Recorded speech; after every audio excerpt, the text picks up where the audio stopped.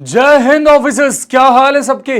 सब लोग बिल्कुल मजे में हैं, एकदम चकाचक रापचिक। एक बार फटाफट से कंफर्म करेंगे, am I totally audible and visible to you ladies and gentleman? Do it fast. Good evening to you all, hope you all are doing well.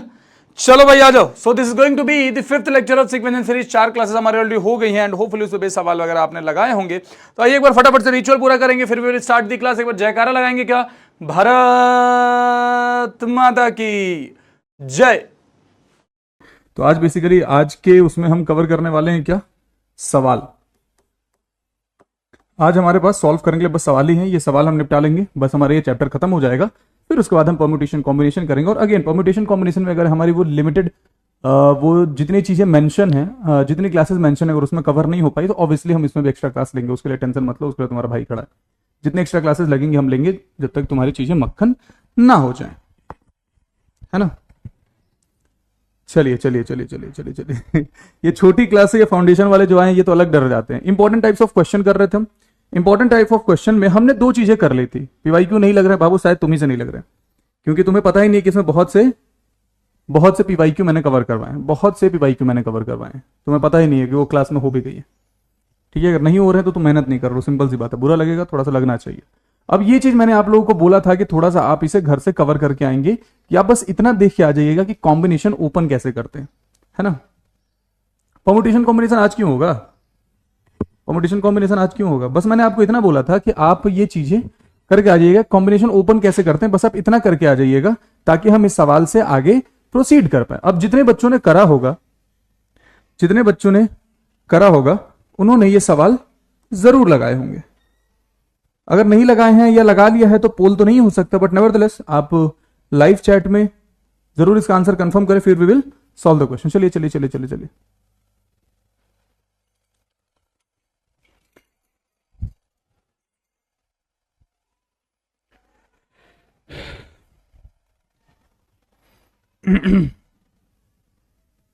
चलिए बबुआ,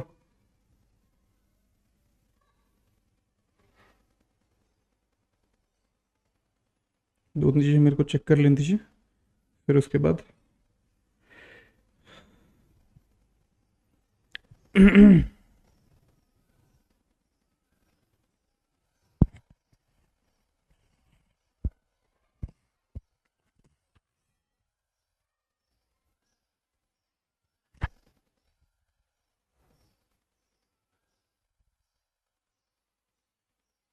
चलिए करे सॉल्व।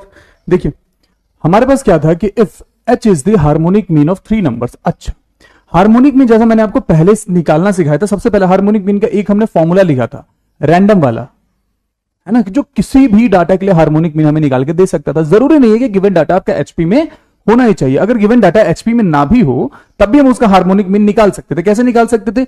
ये वाला फॉर्मूला वहां पे आपके ध्यान में आना चाहिए कि जो एचएम होता है, जो हार्मोनिक मीन होता है, एचएम जो होता है, ये कितना होता है? एन अपॉन में 1/a1 plus 1/a2 up to कहां तक ये जाता है? 1/an तक जाता है। यस और नो? ये बात तो सबको याद होगी। जी हाँ साहब, याद है।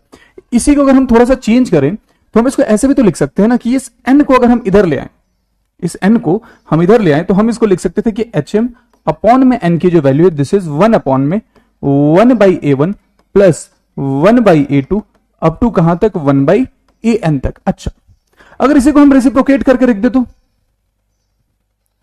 अगर इसी को हम रेसिप्रोकेट करके लिख दे तो, मतलब अगर रेसिप्रोकेट करके हमने लिखा तो ये हो जाएगा n अपॉन में एचएम, n अपॉन में HM is equal to 1 upon में a1 प्लस 1 अपॉन में a2 अप टू कहां तक? 1 अपॉन में an तक। ये इसके पीछे का कॉन्सेप्ट है जिसपे बेस्ड ये सवाल है जो पूछा गया, क्योंकि हमें गिवन नहीं है कि ये एचपी में है। अगर ये एचपी में नहीं है, अगर ये एचपी में नहीं है तो हमें इस फॉर्मूले से ही इसको सॉल्व करना पड़ेगा। ठीक है, अब जरा सा अगर आप ध्यान दीजिएगा तो यहां पर नंबर ऑफ टर्म्स कितने हैं? तो 10c4, 10c5, 10c6। अब हमारे पास नंबर ऑफ टर्म्स 3 है, मतलब हमारे n की वैल्यू कितनी हो जाएगी? सर n की वैल्यू 3 हो जाएगी। क्लियर कट बाबू। जिनको लग रहा है कि ब्राइटनेस कम है, ये कम है, वो कम है, थप्पड़ मारेंगे जहां ही आ जाएगा। फौज की तैयारी कर रहे हो और नाटक तुम्हारा खत्म नहीं हो रहा। आंख खराब है क्या? मेरे सामने भी वही क्लास चल रही है जो तुम्हारे सामने चल रही है। मेरे को एक एक चीज क्लियर यहां पर दिख रहा है। जाके आई टेस्ट कराओ, अगर प्लस 2.5 माइनस 2.5 के रेंज के बाहर है तो छोड़ देना तैयारी बाबू, कहीं और एनर्जी आप यूटिलाइज करेंगे अपनी। जब बोल रहा हूं मैनेज करो, कैसे कैसे हालत में क्लास चल रही तुम्हें पता भी नहीं है, बता भी दिया फिर भी नौटंकी करे जा रहे हो, ब्राइटनेस कम है, वो कम है, इतना भी ब्राइटनेस कम है कि तुम्हें दिखाई नहीं देगा। बाकी बच्चे कैसे मैनेज कर रहे हैं समझ नहीं आ रहा है। चलिए देखिए, तो हमने क्या बोला, अब हम डायरेक्ट जाएंगे। यहां पे क्या लिखा हो कि h is the harmonic mean of this, हमसे बोला गया था 270 अपॉन h की वैल्यू क्या होगी, 270 अपॉन h की वैल्यू फाइंड करनी। ओके विल सी, हमने यहां से बोला कि इसका मतलब 3 अपॉन h की जो वैल्यू होगी दिस विल बी 1 अपॉन में 10c4 प्लस 1 अपॉन में 10c5 प्लस 1 अपॉन में 10c6। इतना तो हम बोल ही सकते हैं, इतना तो हम बोल ही सकते हैं ना। ठीक है, अब जरा कुछ चीजें हम सॉल्व करते हैं। अब यहां पे भी ग्रीन स्क्रीन आएगी, है थोड़ी चीजें आज के लिए, कोई बात नहीं। हमने यहां पे फाइंड करा 10c4 की वैल्यू। अगर आपको एनसीआर फाइंड करना आता है तो एनसीआर की वैल्यू क्या होती है, n factorial n minus r factorial r factorial. तो 10c4 की वैल्यू क्या हो जाएगी, 10 फैक्टोरियल, 10 में से 4 गया, 6 फैक्टोरियल, साथ में 4 फैक्टोरियल। हम इसको क्या लिख सकते हैं, 10 9 8 7, 6 फैक्टोरियल लिखने की जरूरत नहीं है, 6 के आगे वाली जो चीजें होंगी वो 6 फैक्टोरियल से कट जाएंगी, है ना, ये 6 फैक्टोरियल से कट जाएंगी। तो हमने वही करा कि 6 फैक्टोरियल नहीं लिखा यहां पे, नीचे में सिंपली केवल 4 फैक्टोरियल की वैल्यू लिख दी, 4 3 2। ठीक है, अब यहां से कुछ चीजें हम कैलकुलेट करते हैं। 4 दूनी 8, ये कट गया, 3 से 3 बार में ये गया, ये कितना हो गया, 210 के बराबर। अच्छा, ये हो गया 210 के बराबर। जब ये 210 के बराबर है तो आपको ये पता होना चाहिए कि जो 10c4 की वैल्यू होती है वही वैल्यू 10c6 की भी होती है। तो हम इसका मतलब 10c6 की भी वैल्यू को कितना बोल सकते हैं, 210 के बराबर बोल सकते हैं। अब लगे हम यहां पे 10c5 की भी वैल्यू फाइंड कर लेते हैं मेरे भाई।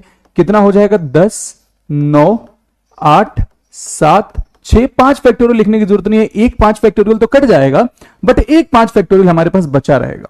नीचे लिख लेते हैं 5 4 3 2, 5 दूनी 10, ये साहब खत्म हो गया। ठीक है, 4 से ये 2 बार में गया, जी हां साहब गया, 3 से ये भी 2 बार में गया, डिनोमिनेटर पूर्ण रूप से खत्म, डिनोमिनेटर पूर्ण रूप से खत्म हो गया। ठीक है, ये कितना हो रहा है जरा देखें, 9 दूनी 18, 18 दूनी 36, 36 इंटू 7 अगर हमने किया तो 7 6 42 के 2 कैरी 4, 17 के 21 और 4 25, यानी कि ये वैल्यू आ रही है 252 के बराबर। अब हम आते हैं अपने प्रीवियस स्लाइड पे जहां पे हमारा सवाल था, वहां पे हम आते हैं। तो हम इसको क्या लिख सकते हैं कि 3/h की जो वैल्यू है, इसकी वैल्यू अपने पास कितनी आई थी, 201 अपॉन में 210, हम इसको लिख सकते हैं। इसको हम लिख सकते हैं 1 अपॉन में 252, और इसको हम फिर से लिख सकते हैं 1 अपॉन में 210। ऐसा लिखा जा सकता है, ऐसा लिखा जा सकता है। ठीक है, यहां पे हमने देखा क्या, यहां पे हमने देखा कि भाई 1 अपॉन में 210 प्लस 1 अपॉन में 210, इसको जोड़ेंगे तो ये हो जाएगा 2 अपॉन में 210 प्लस 1 अपॉन में 252 के बराबर, और ये कितना हो रहा है, 3 अपॉन में h के बराबर। ठीक है, 3 अपॉन में h के बराबर। ये कटेगा क्या, 2 से अगर हम इसको काटें तो ये कितना हो जाएगा, 2 एकम 2 और 105, मतलब हमारे पास आया कि 3/h की जो वैल्यू है दिस इज 1 अपॉन में 105 प्लस 1 अपॉन में 252। करेक्ट करेक्ट करेक्ट करेक्ट, यहां तक बातें क्लियर है। सर रिजल्ट आ गया एनडीए 24 का, एनडीए 224 की मेरिट आउट हो गई क्या, अगर आया होगा तो हमारे ग्रुप में अब तक तो हल्ला हो गया होगा। रुक जाओ जरा सा, एनडीए 2024 फाइनल रिजल्ट आउट, अरे क्या बात है। देखते हैं, आप पढ़ाई कीजिए, देखते हैं आपके सीनियर्स का क्या रहा है। आप पढ़ाई कीजिए, देखते हैं आपके सीनियर्स का क्या रहा है, कितने AR आते हैं, क्योंकि उस लेगेसी को फिर आपको आगे बढ़ाना है, वो जिम्मेदारी आपके कंधों पे आएगी, ध्यान रखिएगा, है ना। तो उस जिम्मेदारी के लिए तैयार रहिएगा। ठीक है, तो ये कितना आया है, 3/h is equal to 1 upon में 105 प्लस 1 अपॉन में 252। एलसीएम बताओगे, अगर आपने सॉल्व किया तो फटाफट से इसका एलसीएम बता दो, मेरा वक्त बच जाएगा। बताइए बताइए बताइए, जल्दी से बता दीजिए, अगर आपने सॉल्व किया तो इसका एलसीएम आपको पता होना चाहिए ना। 5 1 6 5 2 7 2 9, 3 से जाएगा, 105 252, 1260 आ रहा है एलसीएम, 1260। चलिए, आप लोगों ने 1260 बोला, मैं 1260 यहां पे लिख देता हूं। 3 अपॉन में h, डिनोमिनेटर में हमने लिखा क्या, 1 2 60। 105 के टेबल में 1260 कितने बार में जा रहा है बाबू, जल्दी से बता दो। 105 के टेबल में 1260 कितने बार में जा रहा है, जल्दी बताओ जल्दी बताओ। 12 बार में जा रहा है क्या? अगर हमने 12 से इसको मल्टीप्लाई किया तो 12 पंजे 60 के 0, कैरी 6, यहां पे 6 और 12 एकम 12, 1260। मतलब ये आपका हो जाता है यहां पे 12 प्लस 252 के टेबल में कितने बार में जा रहा है? तो ये 5 बार में जाना चाहिए आई गेस, देखने से तो लग रहा है कि 5 बार में जाना चाहिए। 5 दूनी 10 के 0, कैरी 1, 25 25 1, 26 के 6, कैरी 2, 5 दूनी 10 2 12, 1260। मतलब ये 5 बार में गया। ओके, तो सब हमने बोला क्या कि 3/h की जो वैल्यू है ये आ रही है 17 अपॉन में 1260। अच्छा एक बात बताओ जरा, हमसे क्वेश्चन क्या पूछा गया था? सब हमसे क्वेश्चन पूछा गया था कि 270 अपॉन में h की वैल्यू कितनी है, what is the value of 270 upon में h, this was the question. तो इसका मतलब भैया इस 3 को हमें 270 बनाना है। कैसे बना सकते हैं? अगर इस 3 को आपको 270 बनाना है तो हम सब यहां पे 90 से मल्टीप्लाई कर देते। अगर हमने 90 इंटू 3 अपॉन में h किया तो as per the rule of mathematics हमें दूसरे साइड भी 90 से मल्टीप्लाई करना पड़ेगा, और ये हो जाता है कुछ इस प्रकार से। 0 से 0 गया, 0 से 0 गया, 9 से ये कितने बार में जा रहा है? 9 एकम 9 और 9 चौक 36। मतलब फाइनल वैल्यू अपनी कितनी आ रही है? 17 अपॉन में 14 के बराबर। हेंस हमारा ऑप्शन कौन सा हो जाएगा? 17 अपॉन में 14, यानी कि Charlie will be the answer. ये सवाल बहुत प्यारा है। 3 कैसे आया मेरे भाई? जब आप यहां पे देखते तो हमारा फॉर्मूला क्या आया था यहां तक? n अपॉन में hm is this given value. n की वैल्यू क्या है? जितने नंबर ऑफ टर्म्स आपको गिवन है। यहां पे आपने देखा कि आपके पास अगर 3 टर्म्स गिवन है मेरे भाई, अगर आपके पास 3 टर्म्स गिवन है, इसका मतलब n की वैल्यू कितनी हो गई? तो सब n की वैल्यू 3 हो गई, है ना?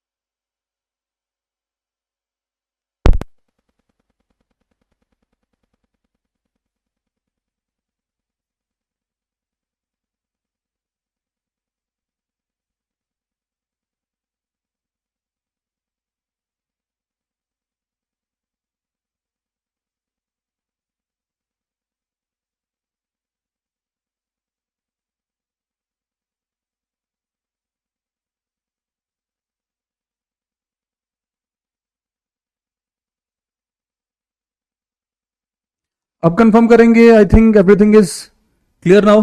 Do it fast guys.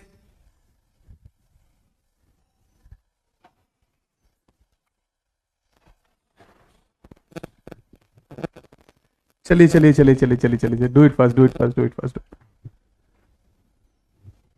Yes yes yes, शाबाश। चलिए, अरे यार बैटरी खत्म हो गई थी, क्या बताएं, बैटरी खत्म हो गई थी। क्या बोल रहा है यार मास्टर, छुट्टी ही कर दो ना, काहे खुद परेशान हो रहे, हमें भी परेशान कर रहे हैं। कोई बात नहीं, तुम लोगों के लिए हम इतनी परेशानी झेल सकते हैं, तो मेरे लिए तुम भी झेल सकते हो। तुम लोगों के लिए मैं इतनी परेशानी झेल सकता हूं, तो तुम भी झेल सकते हो मेरे लिए, है ना। तो ये अपना सवाल हो गया, आगे बढ़ते हैं। Again this was the question, if h is the harmonic mean of the numbers this this then what is n upon में h। देखिए क्या लिखा हुआ है कि अगर हार्मोनिक मीन जो है, हार्मोनिक मीन इन नंबर्स का h है, तो n अपॉन में h की वैल्यू क्या है। क्या हम यहां पे मेथड ऑफ सब्स्टिट्यूशन लगा सकते हैं, है ना। क्या हम यहां पे मेथड ऑफ सब्स्टिट्यूशन लगा सकते हैं। चेक करें, चेक करें, चेक करें, चेक करें, चेक करें। चलिए हम चेक करते हैं। अगर मान लीजिए कि हमने यहां पे n की वैल्यू जो है वो 2 रख ली, n की वैल्यू 2 रख लेते हैं, या n की वैल्यू 3 रख लेते हैं। चलिए, हमने अपने मन से n की वैल्यू 3 रखी, ठीक है। अगर हमारे n की वैल्यू 3 है, तो हमारा जो ये गिवन पैटर्न है यहीं पे खत्म हो जाएगा, है ना। n-1 3-1 यानी कि 2 स्क्वायर पे ये चीजें खत्म हो जाएंगी। अब हमारे पास 3 ही टर्म है, 1 2 2 स्क्वायर। अगर आप इसका हार्मोनिक मीन निकालने जाएंगे, इसको आप ऐसे भी लिख सकते हैं 1 2 4। अगर आप इसका हार्मोनिक मीन निकालने जाएंगे मेरे भाई, तो ये कितना हो जाएगा, 3 अपॉन में 1 प्लस 1/2 प्लस 1/4। हमने बोला कि 3 अपॉन में एलसीएम अपना 4 आ गया, 4 प्लस 2 प्लस 1, ये ऊपर चला गया, तो ये वैल्यू आ गई 12 अपॉन में 4 2 6 और 1 7, 12 अपॉन में 7। दिस इज h या harmonic mean, correct. This is the harmonic mean, this is the harmonic mean. If this is the harmonic mean मेरे भाई, हमसे पूछा गया था कि n अपॉन में h की वैल्यू कितनी है, तो भैया n अपॉन में h कितना हो जाएगा, 3 अपॉन में गिवन h यानी कि 12 अपॉन में 7। 3 से ये 4 बार में गया, अब ये वैल्यू ऊपर चली जाएगी, तो फाइनल वैल्यू अपने पास कितनी आ रही है, 7/4 के बराबर। इसका मतलब कि अगर हम n की वैल्यू 3 रखेंगे मेरे भाई, अगर हम n की वैल्यू 3 रखेंगे, तो इसका मतलब क्या हुआ, हमारे ऑप्शंस में 7/4 बनना चाहिए, 7/4 बनना चाहिए। चलिए 7/4 देखते हैं कहां पे बनेगा, यहां पे करके देखते हैं। ये बना सकता है 7/4, मेरे को तो लग रहा है। यहां पे हमने किया 2 - 1 अपॉन में 2 to the power n - 1, 2 to the power n - 1 मतलब भाई 3 - 1 2 का स्क्वायर यानी कि 4। ये कितना बन गया, एलसीएम आपका 4 हो गया, 4 दूनी 8, 8 में से 1 गया, 7/4। 7/4 यहां बन रहा है, hence your answer will be this is how. Again I am telling you this method is, मतलब रामबाण औषधि आप बोल सकते हैं बहुत सारे सवालों के लिए, स्पेशली अगर आप सीक्वेंस एंड सीरीज के सवाल कर रहे हैं या फिर आप बाइनोमियल सीरीज के सवाल कर रहे हैं, वहां पे अगर आपने 2 लेकर भी आप करेंगे तो you will get the answer मेरे भाई। हम एक नहीं रख सकते ना, अगर आपके पास टर्म ही एक है तो उसका हार्मोनिक मीन आप कैसे निकालेंगे, उसका फिर वैल्यू भी तो 1 हो जाएगा हार्मोनिक मीन का, ये समझिए ना। इसलिए हमने 1 नहीं रखा, बात समझ में आ गई, इसलिए हमने 1 नहीं रखा। आप मेथड ऑफ सब्स्टिट्यूशन पे कमांड करिए, बहुत से काम आपके आसान कर देगा। अब ये देखिए लिखा क्या हुआ है, consider the following statement 2 4 6 plus 2n is equal to n square plus n। ये तो बिल्कुल क्लियर कट दिख रहा है, दिस इज क्लियर कट। कैसे क्लियर कट साहब, मेथड ऑफ सब्स्टिट्यूशन आप यहां पे भी लगा लीजिए, मेथड ऑफ सब्स्टिट्यूशन आप यहां पे भी लगा लीजिए। कैसे लिखा गया है, 2 अरे 752 या 792 वैकेंसीज नहीं होती है, बात सुनिए। इतने बच्चे रिकमेंड हुए हैं, जितने बच्चे रिकमेंड होते हैं ना, सबका नाम मेरिट लिस्ट में आता है, उसमें से बहुत से बच्चे मेडिकल आउट होते हैं, और उसके बाद ज्वाइनिंग लेटर असाइन होता है, अलग अलग बच्चों को ज्वाइनिंग लेटर जाता है। जो टॉप 400 बच्चे उसमें फिट बैठेंगे, जो मेडिकली फिट भी हैं, केवल उनको ही जाता है अपना केवल उनको ही अपना ज्वाइनिंग लेटर जाता है। तो 792 या 752 वैकेंसीज नहीं है, उतने बच्चे रिकमेंड हुए हैं। बात समझ में आ गई, दिस इज द थिंग। ये तो बिल्कुल सही लग रहा है। कैसे, आप मेथड ऑफ सब्स्टिट्यूशन करके देख लीजिए। अगर आपने n की वैल्यू 1 रखी, 2 आना चाहिए, यहां पे भी 2 बना। अगर आपने n की वैल्यू 2 रखी, अगर आपने n की वैल्यू 2 रखी मेरे भाई, तो यहां तक जाना पड़ता, 2 और 4 कितना हुआ, सम 6 हुआ। यहां पे 2 का स्क्वायर 4 प्लस 2 6 हुआ। ये स्टेटमेंट तो बिल्कुल सही है। आगे क्या लिखा हुआ, the expression n square plus n plus 41 always gives a prime number for every natural number. क्या लिखा, it will always give a prime number. अच्छा, प्राइम नंबर का मतलब क्या होता है, प्राइम नंबर का मतलब क्या होता है? तो सब प्राइम नंबर का मतलब होता है ऐसे नंबर्स जो किसी और नंबर से डिविजिबल ना हो, जो किसी और नंबर से डिविजिबल ना हो। जरा एक बारी आप n की वैल्यू 40 यहां पर डालेंगे क्या? n की वैल्यू एक बार 40 डालेंगे साहब। अगर हमने n की वैल्यू यहां पे 40 डाला तो ये क्या हो जाता? 40 का स्क्वायर प्लस 40 प्लस 41। करेक्ट जी है सर। अगर इन दोनों में से हमने 40 को कॉमन ले लिया, अगर यहां से आप 40 को कॉमन लेंगे तो यहां पे बच जाएगा 40 प्लस 1 प्लस का 41। तो ये कितना बच गया है? 40 40, ये हो गया आपका मल्टीप्लाई में 41 प्लस का 41, 40 इंटू 41 प्लस का 41, है ना। अब यहां से हम चाहे तो फिर से कुछ कॉमन ले सकते हैं क्या? यहां से हम चाहे तो फिर से कुछ का कॉमन ले सकते हैं। आपने पूरा ही सॉल्व कर दिया। 1681, 1681 भी तो ठीक है।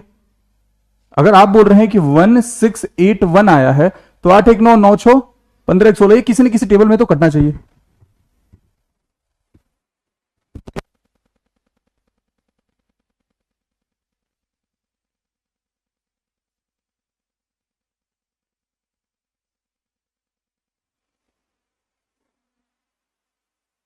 है ना। अब आप ध्यान से देखिए, अब आप ध्यान से देखिए मेरे भाई, तो यहां पे क्या बनता हुआ दिख रहा है साहब? यहां से अगर आपने 41 कॉमन ले लिया तो ये क्या बचा? 40 प्लस का 1, मतलब ये वाली वैल्यू जो आई है दिस इज 41 का स्क्वायर। और अगर कोई नंबर किसी चीज का स्क्वायर है, if any number is square of any other number, ध्यान से सुना बातों को, if any number is square of any number, तो फिर वो प्राइम कैसे हो सकता है? ये 41 से भी डिविजिबल है, ये 1 से भी डिविजिबल है, ये 41 से भी डिविजिबल है, और ये खुद में 1681 है तो इससे डिविजिबल है ही। इसका मतलब जो भी नंबर ये बन रहा है 1681, ये प्राइम नंबर नहीं बन रहा है। This is not at all a prime number. इसका मतलब first statement is correct but second statement is not correct. Answer is 1 only.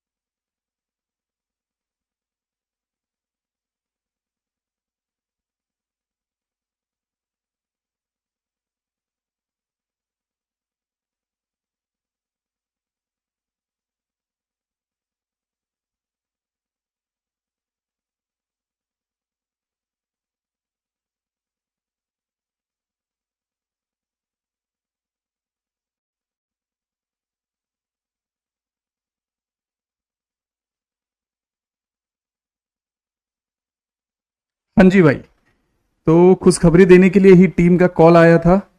जो अभी तक सबसे क्लोज वाला AR आया है आपके सीनियर का, दैट इज AIR 4। जो पिछला वाला आया था NDA 1 2020, NDA 1 2024 जो आया था वो NDA 1 2024 में आया था 7, इस बार 4 आया है। अभी डाटा चेक किया जा रहा है, हो सकता है कि 2-3 में से भी कोई ना कोई एक निकल के आ जाए। 6:30 बजे तक पढ़ लेते हैं, क्योंकि 6:30 बजे के बाद हो सकता है आप मेरे को यूट्यूब पे देख लें। ठीक है। वाई n इक्वल टू 40, मेरे भाई n इक्वल टू 40 हमने ऐसे रैंडम गेस करके रखा था, ऐसा उसके पीछे कारण नहीं था। एक्चुअली n इक्वल टू 40 रखने के पीछे कारण ये था, दिस 41, ये 41 है ना, ये 41 इसके पीछे कारण था। अगर यहां पे n की जगह ये लिखा हुआ रहता ना, n square plus n plus 11, आप एक बार अब यहां पे n की जगह 10 डाल के देखिए। n की जगह पर अगर आप 10 डालेंगे तो देखिए क्या होगा। अगर n की जगह आपने 10 डाला तो 10 का स्क्वायर क्या होगा? सब 100 होगा। यहां पे भी 10 हुआ और यहां पे 11 हुआ। अब ये क्या बन गया? सब ये बन गया 1 to 1, और 1 to 1 क्या होता है? 11 का स्क्वायर होता है। तो हमने n इक्वल टू 40 इसके कारण रखा था। जो भी वैल्यू यहां पे गिवन है n square plus n plus anything, उस कांस्टेंट से जस्ट छोटी सी वैल्यू, एक वैल्यू छोटी आपको रखनी है ना, है ना, ये कारण था उसके पीछे का। बात समझ में आ गई? कंक्लूजन की बात नहीं है, बच्चे का मेहनत है भाई, हमने क्या किया था, तुम्हारे ऊपर मेहनत कर रहे हैं, उम्मीद तुमसे भी है, तुम्हें AR लाओगे, तुम्हारे बैच से तो मेरे को AR1 का वो है कि ये चाहिए मुझे, ये अब देख लो, तुम जानो तुम में से कौन लेकर के आएगा, मुझे ये चाहिए AR1।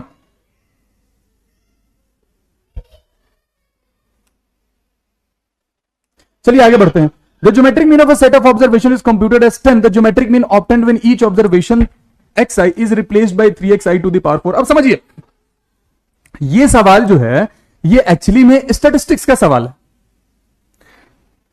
ये सवाल जो एक्चुअली में है वो स्टैटिस्टिक्स का है। जब हम स्टैटिस्टिक्स पढ़ते हैं तो स्टैटिस्टिक्स में जाके हम पढ़ते हैं चेंज इन स्केल और चेंज इन ओरिजिन, दो टर्म होते हैं, है ना। चेंज इन स्केल और चेंज इन ओरिजिन नाम से दो टर्म होते हैं। बेसिकली ज्योमेट्रिक मीन या अरिथमेटिक मीन पे फर्क किस प्रकार से पड़ता है, अगर आप हर डाटा में कुछ भी छेड़छाड़ करेंगे, जिस प्रकार से आप डाटा में छेड़छाड़ करेंगे, बस वैसा ही आपका ज्योमेट्रिक मीन भी चेंज हो जाएगा। हां बाबू, ये सब पीवाईक्यू ही है। मैंने आप लोगों को पीवाईक्यू भी तो करा देता हूं ना मैं, क्योंकि इसी बैच में मैं एक्चुअली पीवाईक्यू करवा रहा हूं, ताकि इस बैच में मेरे को बहुत आया था कि सर पीवाईक्यू नहीं सॉल्व हो रहे, तो वही आपके सामने जो थोड़ा अलग अलग से पीवाईक्यू हैं वो लेकर के मैं आ गया कि भाई ये आपसे नहीं बन रहा, हो सकता ना बने, अगर ये बन जा रहे हैं तो बाकी सब बन जाएंगे। वॉच दे दूंगा भाई, अपनी वॉच का नई वॉच खरीद के दे दूंगा, जो भी AR1 लेकर के आएगा बढ़िया वाली। समझिए, तो हमें क्या बोला गया, अगर हर एक डाटा को 3xi टू द पावर 4 कर दिया गया है, 3xi टू द पावर 4 अगर कर दिया गया है, तो उस परिस्थिति में ज्योमेट्रिक मीन पे कैसे फर्क पड़ेगा। तो सब पहले अपना ज्योमेट्रिक मीन क्या था, 10 था, तो ज्योमेट्रिक मीन भी क्या हो जाएगा, 3 इंटू 10 टू द पावर 4, यानी कि अपना आंसर हो जाता है यहां पे ऑप्शन नंबर सी। ये हम स्टैटिस्टिक्स में पढ़ते हैं, समझे।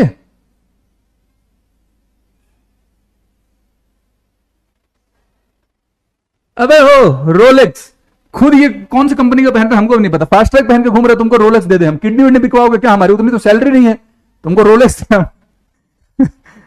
एयर जॉर्डन 1, वाह वाह वाह वाह। देखो भाई, अपना फोन लेने के लिए तो मेरे दोस्त ने कुर्बानी दी थी मेरे फोन के लिए, है ना, तुम्हारे लिए किसी न किसी की तो कुर्बानी लू लूंगा मैं, कोई दिक्कत नहीं है। समझिए, अब यहां पे एक कुछ इंपॉर्टेंट रिजल्ट आपको बता देता हूं मैं, जो आपको स्पेशली इस टाइप के सवालों में देखने मिलेगा। यहां पे ये क्लियर कर नहीं दिख रहा, मैंने टाइपिस्ट में कोई टाइप करने बोला था, उन्होंने टाइप किया नहीं है, तो मैं साफ साफ लिख देता हूं यहां पे, मैं साफ साफ लिख देता हूं यहां पे। अगर आपको कभी भी ये फॉर्म देखने मिल जाए 0.k प्लस 0.k 0.k यही बढ़ता हुआ कहां तक, n तक यही कहानी चलती जाए, तो इसका सम कितना हो जाता है मेरे भाई, सब इसका सम हो जाता है k अपॉन में 81 9n plus 10 to the power minus n minus 1। ये रिजल्ट है। अगर आप इसको बेसिक एनसीईआरटी, दिख रहा है सर, दिख रहा है क्लियर है, अच्छा दिख रहा है, फिर तो अच्छी बात है, दिख रहा है तो अच्छी बात है ना।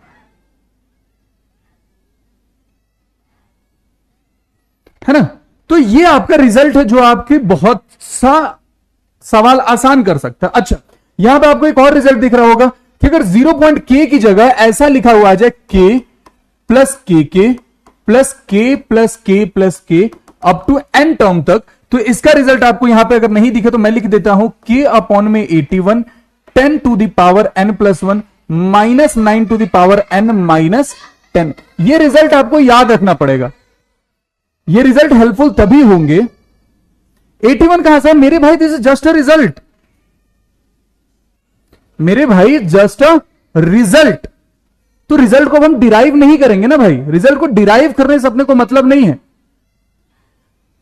नहीं दिख रहा, मैंने लिख दिया ना, इसलिए लिख दिया ना, रिजल्ट को डिराइव करने से अपने को मतलब नहीं। एनडीए में हमसे डेरिवेशन नहीं मांगा जाना, हमें बस ये करना, ठीक है। बेसिक मेथड इसका बहुत लेंथी पड़ जाता है, आपको पता होगा कि हम 9/9 से मल्टीप्लाई करते हैं, पहले सारी चीजें कॉमन लेकर के, जैसे अगर ये लिखा हुआ रहता है 5 plus 5 plus 5 plus 5 up to n term तक। तो इसमें हम कैसे करते थे साहब, इसमें हम 5 बाहर लेते थे, कॉमन ये हो जाता 1 plus 1 1 plus 1 1 1 up to n term तक। फिर इसको आगे जाकर के सॉल्व करते 9/9 से मल्टीप्लाई करके। कौन करेगा इतना? कोई बच्चा रो रहा है क्या? एक तो बच्चे चमगादड़ होते हैं। एग्जाम्पल करवा देता हूं, चिल रहो, एग्जाम्पल करवा देता हूं। जैसे ये रहा 0.7 प्लस 0.77 प्लस 0.777 वगैरह वगैरह वगैरह। अब आपको पता है कि वो k/81 के फॉर्म में अगर है तो k की वैल्यू आपको यहां पे 7 दिख रही है ना? सारे ऑप्शन आपको उस फॉर्म में दिख रहे हैं, आप बस वैल्यू सब्स्टिट्यूट कीजिए। अभी मैं नहीं बोल रहा हूं कि आपको इंस्टेंट रिजल्ट याद हो जाना चाहिए, मैं ये नहीं बोल रहा हूं कि आपको इंस्टेंट रिजल्ट याद हो जाने चाहिए, बट बाद में रिजल्ट जरूर याद होना चाहिए कि ये अगर फर्स्ट 20 टर्म तक की बात करी गई है तो आपके n की वैल्यू 20 होनी चाहिए, आपके k की वैल्यू कितनी होनी चाहिए? 7 होनी चाहिए। अब मैंने जो आपको रिजल्ट लिखवाया उस रिजल्ट में पुट कीजिएगा, you will get the answer, है ना? You will get the answer. अरे बच्चे खेल रहे हैं, बच्चों को क्या करें, जाके सूद दे क्या? बताओ, अब किसी के अनजान बच्चे हैं, हो जाती गलतियां लोगों से, है ना? अब उनसे गलतियां हो गई हैं तो हम क्या करें? कोई बात नहीं, जाने दो।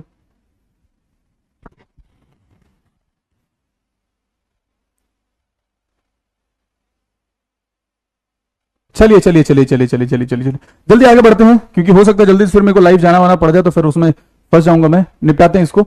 The coefficient of x to the power n-2 is the product of is the product of, यहां पे इन द प्रोडक्ट ऑफ होना चाहिए ना, in the product of this. Again अब ये सवाल है, ये मेथड ऑफ सब्स्टिट्यूशन से ही होगा, है ना? ये तो मेथड ऑफ सब्स्टिट्यूशन से ही होगा। क्या लिखा हुआ? The coefficient of x to the power n-2 in the product of this. अच्छा ठीक है साहब, हम n की वैल्यू को सब्स्टिट्यूट करें। लेट्स से कि हमने n की वैल्यू अपनी कितनी रख ली? 3 रख ली। अब आपके दिमाग में आएगा कि भैया n की वैल्यू आपने 3 ही क्यों रखी? आपके दिमाग में आया कि भैया n की वैल्यू 3 ही क्यों रखी आपने? n की वैल्यू मैंने 3 इसलिए रखी है क्योंकि यहां लिखा हुआ है x to the power n-2। अगर आपने गलती से n की जगह 2 रखा होता तो ये कितना हो जाता? x टू द पावर 2-2 यानी कि x to the power 0 that is 1। अगर आपने n की जगह 1 रखा होता तो ये कितना हो जाता? 1/x। इसलिए हम फंस जाते हैं, हम नहीं कर पाते कैलकुलेट, हम नहीं कर पाते कैलकुलेट। इसलिए दिस इज द रीजन हमने n की वैल्यू जैसे ही 3 रखी, हमसे क्या बोला गया कि x टू द पावर 3-2 यानी कि आप x का कोफिशिएंट बताइए इन तीनों के प्रोडक्ट में। अब क्या हम इन तीनों का प्रोडक्ट कर सकते हैं आसानी से? क्या हम इन तीनों का प्रोडक्ट कर सकते हैं आसानी से? जी हां साहब, जी हां साहब, बड़ी आसानी से कर सकते हैं। पहले इन दोनों को कीजिए, x into x sir x², x into 2 sir 2x, है ना? 1 इंटू एक्स सर x और 1 इंटू 2 सर 2, और ये अपने पास क्या आ गया? x प्लस 3 आ गया, करेक्ट। अब ये हुआ x² प्लस 3x प्लस 2, यहां पाया x प्लस 3। अब यहां पे सुनिए, आपको पूरा प्रोडक्ट करने की कतई आवश्यकता नहीं है, आपको पूरा प्रोडक्ट करने की कतई आवश्यकता नहीं है। आपको क्या चाहिए? सर हमें चाहिए x, तो वहां पे बस मल्टीप्लाई करेंगे जहां x बन सके। जैसे x इंटू 2 क्या बनाएगा? 2x बनाएगा, और 3x इंटू 3 क्या बनाएगा? सब 9x बनाएगा। तो हमारे अकॉर्डिंग x का कोफिशिएंट कितना आ रहा है? 11 के बराबर आ रहा है। अब हम अपने ऑप्शंस में n की जगह पे 3 पुट करके देखेंगे कि कहां पे 11 बन रहा है। पहले तो इस नेगेटिव वाले को हटा दो, पहले तो इस नेगेटिव वाले को हटा दो, देखते हैं कहां पे 11 बन रहा है। बता दो फटाफट से कहां 11 बन रहा है, डू इट फास्ट। बातें मत करो, बातें मत करो, बातें मत करो भाई।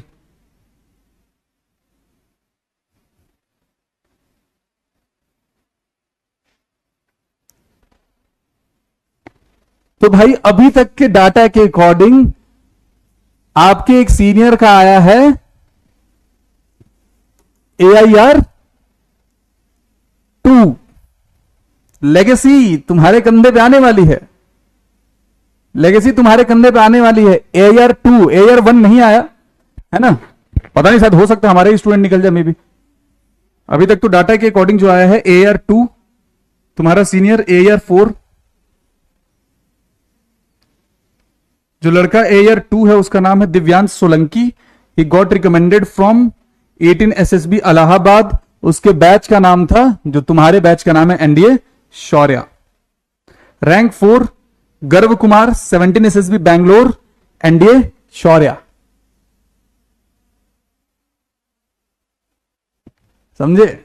बहुत मेरे को ऐसे देख रहे हो गुजबम्स आ रहे हैं, क्योंकि पीडब्ल्यू पे जो मैंने पहला बैच पढ़ाया था वो वही था, शौर्या। एनडीए 2 2024 के टाइम मैंने पीडब्ल्यू ज्वाइन किया था, और उस समय ही मैंने पढ़ाना स्टार्ट किया था पीडब्ल्यू पे, और वो शौर्या बैच मेरा पहला बैच था यहाँ पे। वहां से AR 2 आया, वहीं से AR 4 आया। देख लो मेरे को कितनी खुशी हो रही है, तुम समझ सकते हो। बहुत मेहनत करी होगी यार उन लोगों ने, बहुत मेहनत करी होगी उन लोगों ने, एंड वैसा ही मेहनत मैं तुम लोगों से एक्सपेक्ट कर रहा हूं कि तुम लोग भी वैसी मेहनत करोगे, है ना। अच्छा, हम इस सवाल को पहले सॉल्व कर रहे थे। बहुत बच्चों ने सब बोला कि सब डेल्टा आंसर है। चलिए, डेल्टा में हम n की जगह 3 डालते हैं। तो यहां पर हमने डाला 3 स्क्वायर यानी कि 9 - 1 यानी कि 8, 3 3 9, 9 और 2 11, और डिनोमिनेटर में अपने पास 24 है। तो इससे ये गया वैल्यू कितनी आ रही, 11 आ रही। हमें रिक्वायरमेंट भी 11 की थी, hence your answer is delta.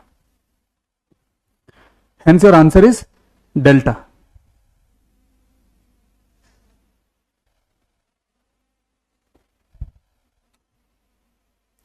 The value of B for which the roots of the equation are in AP. इसको आप रिजल्ट के तौर पे याद रख सकते हैं। हालांकि और कुछ आ गया क्या? नहीं, अभी तक तो रैंक 2 तक की बात आई है, अभी आएंगे total data very soon, I let you know. ये आप अभी के लिए छोड़ दीजिए, ये मैं कराऊंगा आपको ट्रिगोनोमेट्री में। अभी बस आपका रिजल्ट समझ लीजिए आप कि इसका आंसर कितना होगा, ए होगा -1। ट्रिगोनोमेट्री में मैं ये कराऊंगा, ठीक है, ट्रिगोनोमेट्री में मैं ये कराऊंगा। और ट्रिगोनोमेट्री जब मैं पढ़ाऊंगा तो उस समय ये बात मेरे को आप अगेन याद दिलवा दीजिएगा। वहां पे जो टेलीग्राम ग्रुप आपका है, टेलीग्राम ग्रुप में आप ये भेज दीजिएगा कि भैया ये वाला जो सवाल था आपने बोला था ट्रिगो का टाइम कराने के लिए, मैं वो टेलीग्राम ग्रुप मॉनिटर करता रहता हूं, तो वहां पे मैं ऑब्वियसली देख लूंगा, ठीक है। हाँ बाबू, एसएसबी के बाद वो फाइनल रैंक आता है ना, फाइनल मेरिट तो उन सबके बाद ही बनती है। If H is the harmonic mean between A and B, then H plus A upon में H minus B, H plus B, H minus B की वैल्यू क्या होगी। अब ये सवाल है, देखिए यहां पर भी हम मेथड ऑफ सब्स्टिट्यूशन कर सकते हैं क्या? यहां पे भी हम मेथड ऑफ सब्स्टिट्यूशन से कर सकते हैं क्या? आपको मैंने 3 मैजिक नंबर्स बताए थे, 3 मैजिकल वर्ड्स तो सबको पता है ना, 3 मैजिकल वर्ड्स तो सबको पता है कि पापा नहीं मानेंगे। यहां पे मैंने 3 मैजिकल नंबर्स बताए थे आपको। क्या थे वो 3 मैजिकल नंबर्स? सब वो मैजिकल नंबर्स हमारे पास 2 3 6, ये हमारा ए हो गया, इसको हम बी कंसीडर कर लेते हैं, और ये हमारा हार्मोनिक मीन हो जाएगा इनके बीच का एच। अब अगर हमसे बोला गया है एच प्लस ए, तो हमने बोला कि 3 + 2 अपॉन में 3 - 2 यानी कि 1, 3 + 6 यानी कि 9 अपॉन में 3 - 6 यानी कि -3। इससे ये गया -3 बार में, ये हो गया 5 - 3 = 2। ऑप्शन में कहीं 2 है क्या? ये रहा, चार्ली इज द आंसर, ठीक है।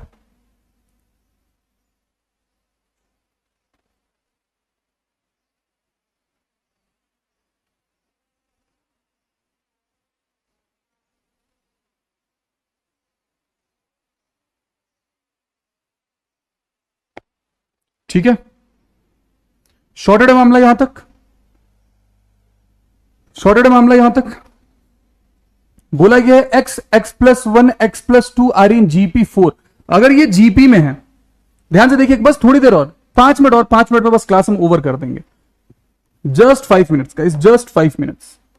लिखा हुआ x + 1 x + 2 are in GP। अगर ये GP में है मेरे भाई, तो आपको ये कंडीशन पता होगा कि जो x + 1 का होल स्क्वायर होगा, x + 1 का जो होल स्क्वायर होगा, that will be equal to x × x + 2। अगर हमने x + 1 का होल स्क्वायर ओपन किया तो ये क्या बन जाएगा? साहब ये बन जाता है x² + 1 + 2x, और इधर ये क्या बन गया? x² प्लस का 2x। x² से x² गया, 2x से 2x से, ओहो ये क्या हुआ सर? हमारा x ही वैनिश हो गया। जब हमारा x वैनिश हो गया है मेरे भाई, जब हमारा x वैनिश हो गया है, तो आप क्या बोल सकते हैं कि x की ऐसी कोई वैल्यू ही नहीं है। No value of x। Life में भी यही होनी चाहिए, there should not be any value of x, है ना। तो x की ऐसी कोई वैल्यू ही नहीं है जिसके कारण ये जीपी बना सके। बात समझ में आ गई? बात समझ में आ गई? एक बार पिताजी वाली शायरी प्लीज, पिताजी वाली शायरी जो मैंने बहुत पहले लिखी थी वो कुछ ऐसी लिखी थी कि मैं उसके लाइंस भूल रहा हूं, बहुत पहले लिखा था ना, याद आ जाएगा तो मैं सुना देता हूं। लेट मी रिकॉल, थोड़ी सी भी याद हो तो बता दो।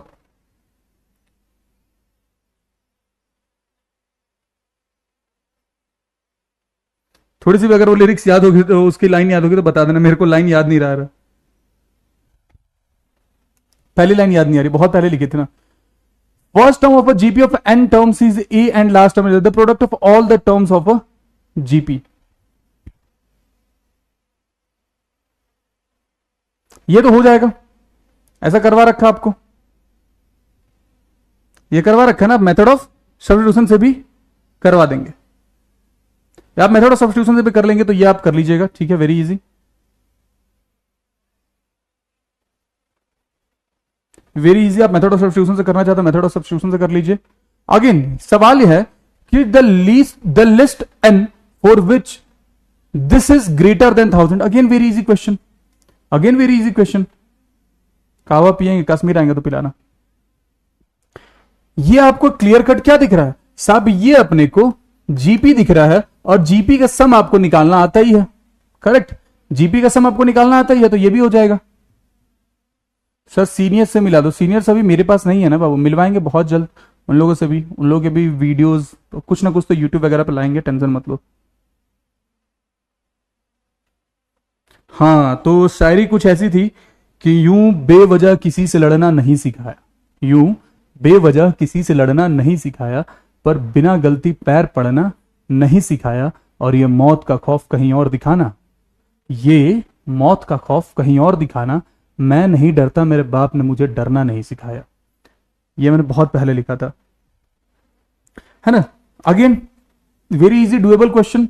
अब यहां पे आप देखेंगे तो फिर से मैं आपको बता देता हूं कि ये भी आपके पेपर में पूछा हुआ सवाल है। अब अगर एक चीज आप गौर फरमाएं, यहां आपको क्या दिख रहा है? 1 cube by 1, 1 cube plus 2 cube upon में 1 plus 3, 1 cube plus 2 cube plus 3 cube, नीचे में 1 प्लस 3 प्लस 5। कुछ याद आया? कुछ देखा देखा सा लगा? ये कुछ देखा देखा सा लगा? अब आपसे पूछा गया है 20th टर्म की वैल्यू क्या है, तो इसका 20th टर्म क्या हो जाएगा? 1 cube plus 2 cube plus 3 cube up to कहां तक? 20 क्यूब, और नीचे में क्या आ जाएगा? 1 plus 3 plus 5 plus 7 up to 20th term. ये क्या बन रहा है आपका? Sum of cube of natural number, sum of cube of natural number, और यहां क्या बन रहा है? Sum of odd natural number, sum of odd natural number. दोनों के लिए आपको लिखवा रखा रिजल्ट, है ना, दोनों के लिए ही मैंने आपको रिजल्ट लिखवा रखा है। तो आप उन रिजल्ट्स का यूज कीजिएगा, एन की वैल्यू दोनों जगह 20 कंसीडर कीजिएगा and you will get your answer, very easy,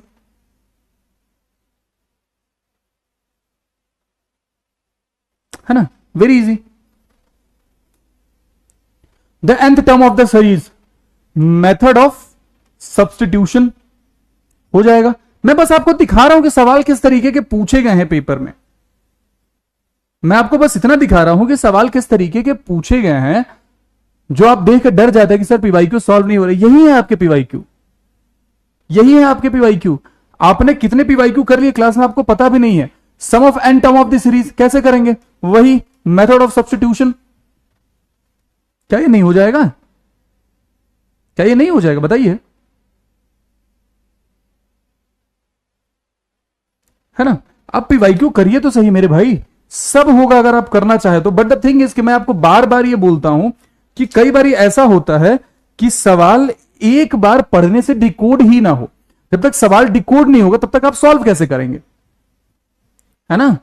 जब तक आप सवाल डिकोड नहीं करेंगे तब तक आप सॉल्व कैसे?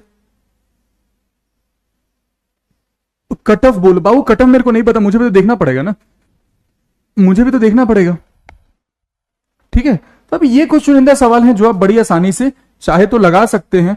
आज की सभा में बस इतना ही, बाकी रेस्ट ऑफ द थिंग हम अगली क्लास में पढ़ेंगे। अगली क्लास में हम स्टार्ट करेंगे मेरे भाई अपना परमुटेशन एंड कॉम्बिनेशन। बहुत इंपॉर्टेंट चैप्टर है, क्योंकि उसके खुद का वेटेज तो ठीक है ही, उसकी चीजें यूज होती हैं कहां पे,